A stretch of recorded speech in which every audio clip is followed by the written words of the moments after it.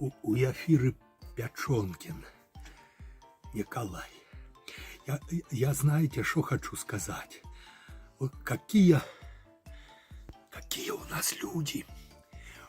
У меня на даче тут, значит, старушка жила, ну и, в общем, а я ей, значит, эти дети продали дачу и купили ее этим.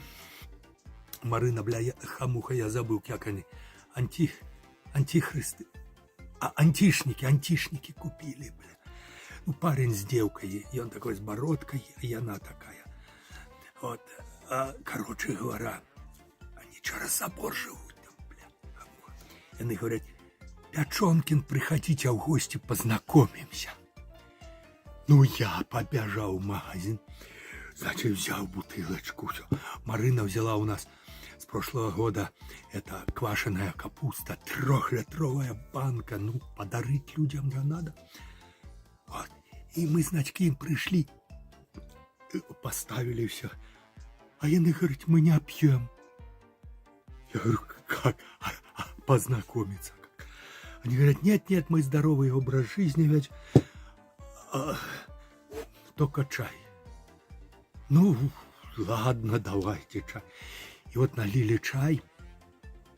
И я чай не люблю, честно скажу. И что, пьешь его, гадостненько. Ну, я сижу, она говорит: кушайте пирожное.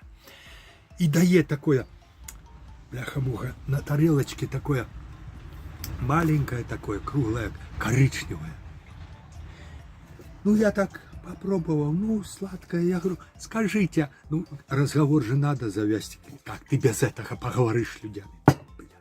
Муха. Я говорю: скажите, а як называется это пирожное? Так вежливо говорю. И тут я наговорить, стыдно повторить.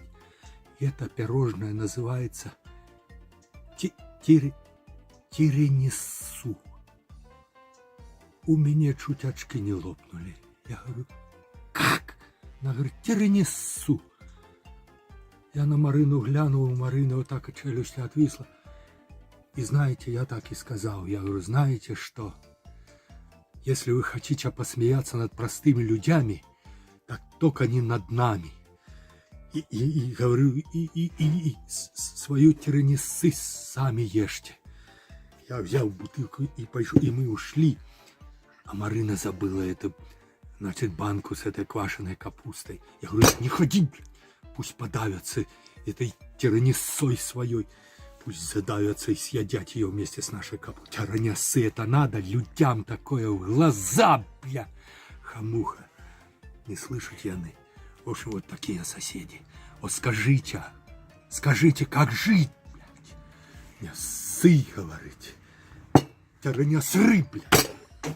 Не могу.